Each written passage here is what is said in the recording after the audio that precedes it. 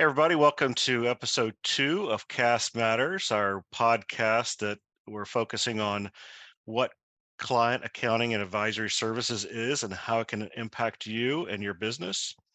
Today, I'm very excited to have Ashleigh Sutter. Ashleigh is with Intuit, a technology partner of our firm, and we're going to talk a lot about the key issues that are facing small and mid-sized businesses. So we hope that you'll identify some of these issues, and we'll also be able to talk about how you might look at solving these issues. So welcome, Ashleigh. Thank you. I'm honored to be here for one of your first episodes. Excellent, excellent. So why don't you give the audience a little background of yourself and then what you do at Intuit? Thank you. Prior to joining Intuit, I led the outsourced accounting practice for a top 40 firm. I actually started my career doing audit and tax for internationally owned subsidiaries. And then when I came to Elliott Davis, I started an audit, but then ultimately ended my time there in our CAAS practice, basically taking 6 offices and turning them into a one firm service line. It was really exciting.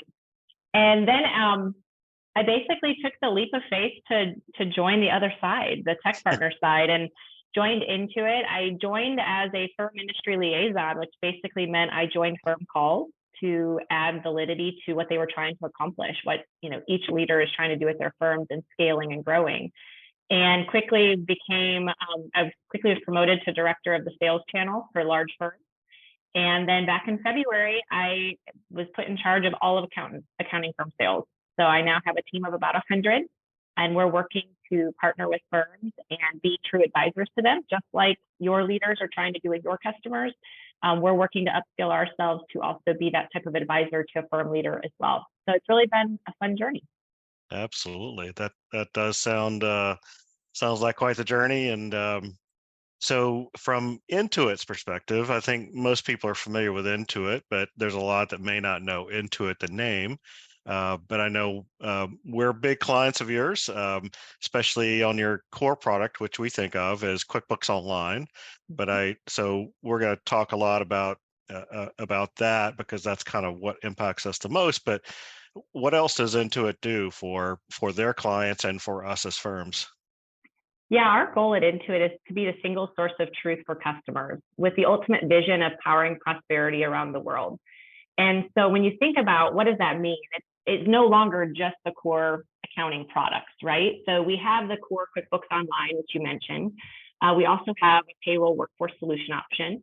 And we have payments where customers can be processing their own payments, payment merchant services type thing. But we also have been leaning into capital and checking and banking, as well as MailChimp. So if you're a company trying to grow your marketing, we acquired MailChimp. And then obviously we have some ancillary companies like TurboTax and Credit Karma. But when you think about the small business, MailChimp, QuickBooks Online, and our workforce solutions, as well as payments, are really where we start to kind of be that single source of truth for customers. And so it's an exciting time, especially when you think about the target audience that we work with.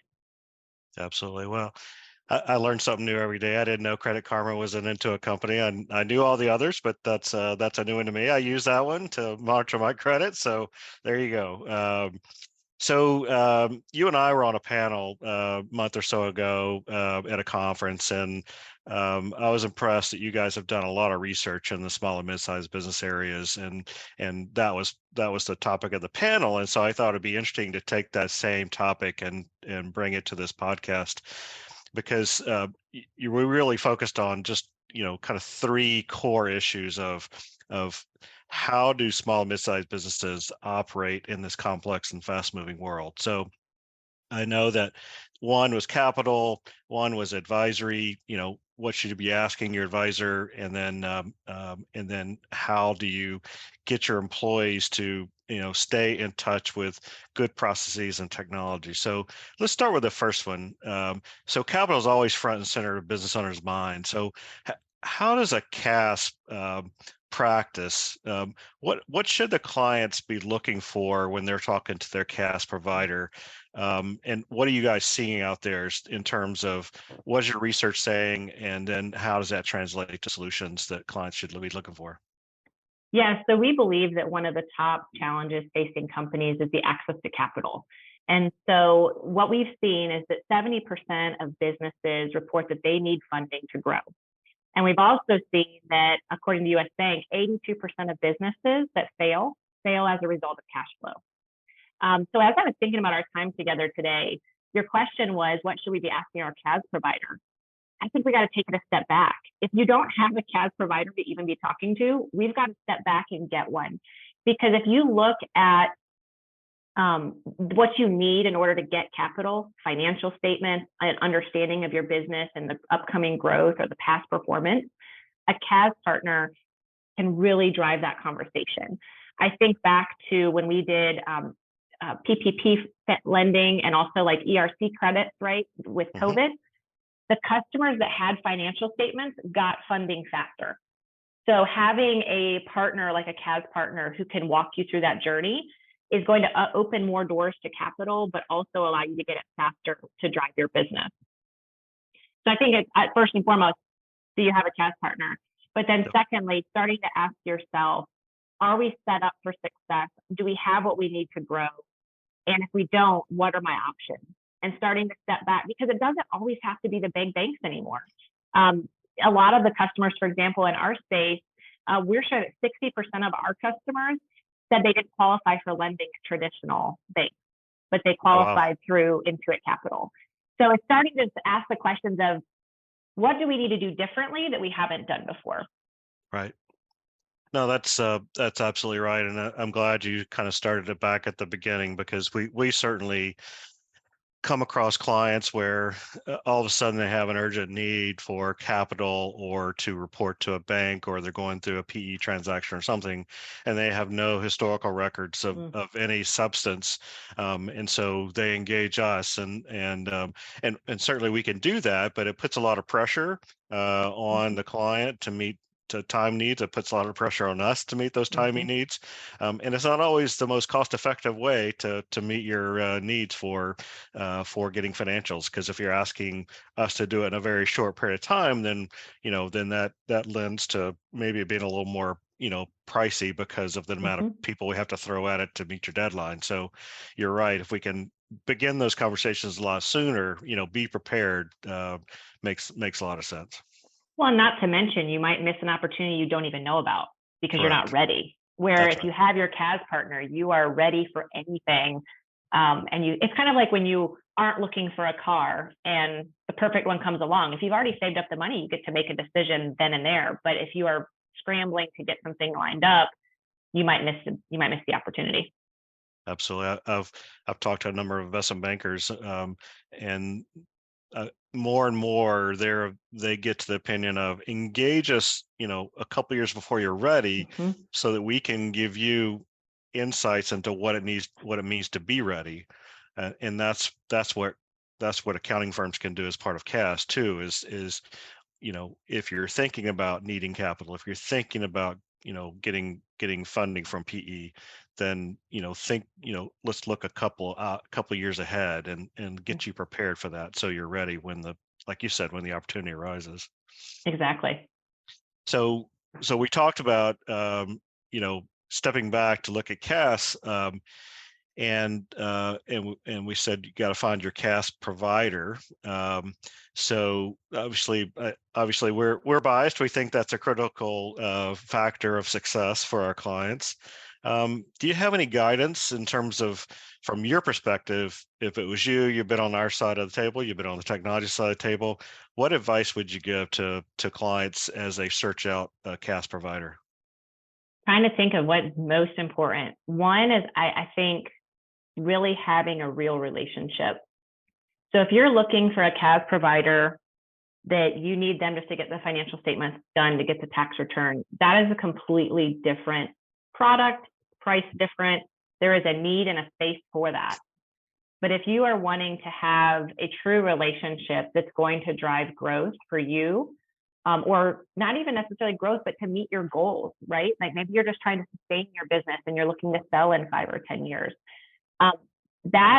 That relationship must be grounded in trust, and identifying who that person is will be critically important to your success. And so I think that'd be the first thing I look for is the relationship. The second thing, which I know just from working with your firm is something that you guys are excellent with, is having a bench. A lot of times a customer they might be intrigued to go to someone who is a boutique or a non-CPA or a number of different characteristics, but they may not have the bench strength necessary to serve the needs of your company. So stepping back and understanding, like, what do you hope to accomplish, and identifying a partner that has the skill set, maybe not in the person that is your account manager, but at their firm, is valuable for you to not have to go connect all these dots. I kind of think of it like a general contractor, right? Like your relationship manager at your firm can connect you to all the resources. They don't have to be all the resources. And so those would be a couple key things, is just the accessibility to resources, and then secondarily, the relationship and building it on trust. So in the first episode, we introduced the concept of CAAS 2.0 or Insights CAAS, which kind of gets to what we're talking about. So the CAAS 1.0 model, forgive me for using that term, but was almost more historical financial CAAS. So it was getting your information after the month end close. And sometimes obviously that would be too late to making decisions and having transparency in your book so you can adjust in this fast changing world. And so from our standpoint, to look for an advisor that has the capacity to not only get your financial statements ready, that's kind of to me, that's kind of the ticket to the dance, right? Everybody has to have that. But looking for someone who can then provide that advisory type service and give you insights into your business so that you can make these decisions quicker. Absolutely. And I think if you're, the industry as a whole is in an evolution. Like you talked about, we're transitioning to CAAS 2.0. Many of us grew up in the environment of, let's just look in the rearview mirror, and we've checked the box of service. And now we're trying to shift to that future windshield view, right? We're trying to look out and project. And so I think there's an element of finding the partner that's willing to push there, even when maybe it's uncomfortable because it's new. And that's going to be critically important, because again, it keeps you ready for opportunities versus resting on your laurels and not knowing, okay, I don't even know what position I'm at to make some big strategic plays. So I think you've nailed it on the head. And many people are looking more for those future forward KPIs versus, well, what's my P&L telling me? And so how are you structuring your CAAS practice so that you can be that type of a provider to these customers?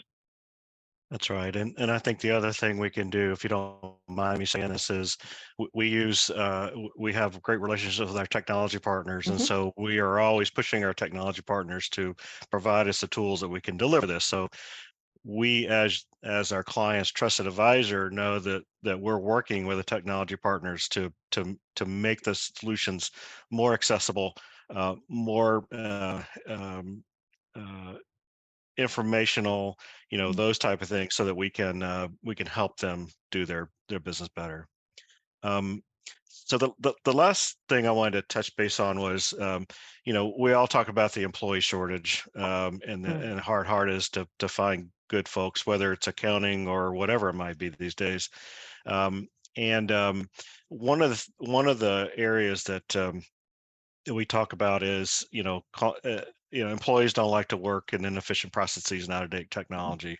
So how do you see like a CAAS provider helping with client employee retention, which is something we don't always think and talk about?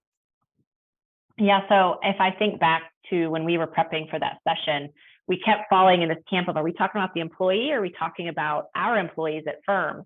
And that just shows you how intertwined technology impacts our people. And so one of the key issues that we believe face small business is getting the work done. And many times the CAAS provider steps in and helps with that, but it's critically important for the firm to proactively communicate to that customer, what technology do they need on their site to be successful? It's one thing as a firm to have our technology coordinated and making our employee lives easier, but also for the employees that are customers. you've hit it on the head that, it's not just accounting facing the talent shortage. It's also our customers and how are they dealing with that. So one of the ways that we believe CAAS practices can help with that is stepping in and beyond the financials and looking to see what are they using across their entire programmatic approach to business, and how can we advise them. We've got some statistics that say 38% of millennials feel that outdated collaboration processes damage their company's brand. So where can the CAAS leader come in and say, hey, we recommend you do X, Y, Z, and it's going to not only improve your business outcomes, but your employees are going to want to be here. Kind of as a fun aside, I don't know, as I was starting my career, I would sit and shadow people, right? Like that's a big part of our jobs at the firm. And I would, find myself like getting antsy when someone wasn't using the shortcuts in Excel or whatever. Even last week, I taught someone Control-B to bold something in Excel. That's only going to get worse, right? As someone's looking over my shoulder and going, why isn't she more tech forward? Why isn't she doing this better, more efficiently? I don't want to work with someone who's not willing to embrace and grow. And so we not only have to do that at our firms, but we also have to be willing to have those hard conversations with a business owner who might have done something the same way for 20 years to say, hey, you are doing the right business, but we need to do business differently, and be willing to have that conversation and then hold their hand through it, right? Because change is hard. Technology change is hard. And it's successful when done right. And that's where you and your teams are the expert at implementation and can help drive that success. So I think that that's one of the biggest things that goes with me, is really just recognizing that the younger generation doesn't want to tolerate inefficiencies. They want to work harder, or work smarter, not harder. And we are the ones who can step in as the experts to say, here's how to do it. And it'll improve their employee efficiency and engagement. And that's not even the top thought, right? Like we're focused on the profits or the growth, but it's going to have a dual benefit. Absolutely. No, you're exactly right, and well said. So I think we're running up against the time. So it's been a great conversation. I'm sure we could continue this for another couple hours if we wanted to, but because there's a lot to unpack here. But Ashleigh, I really appreciate you coming on. And any last words of wisdom you have, or have you gotten it all out? I think so one, I will never have it all out because I'm always learning, just like the rest of you. I think my last piece of wisdom, and this is where we went when we prepared for our panel, was just focusing on people, process, technology. Really having a gut check on where you personally are at, whether you are an employee inside of a firm or whether you are a leader driving strategic initiatives, is just asking yourself, where am I at from a people, process, technology standpoint, and how can I drive incremental change? Because if each person is driving incremental change, it becomes transformational. Absolutely. So I'm excited to see and grateful for the partnership with you and your firm, and looking forward to seeing what we can do together in the future. Well, we certainly are extremely grateful for the partnership we have with Intuit and you specifically, and we certainly are big users of the product. So I know our clients are happy, and we're certainly happy. So thanks again for joining us. So this wraps up the second episode of CAAS Matters, and we hope you enjoyed this. And until next time, I hope you have a great day.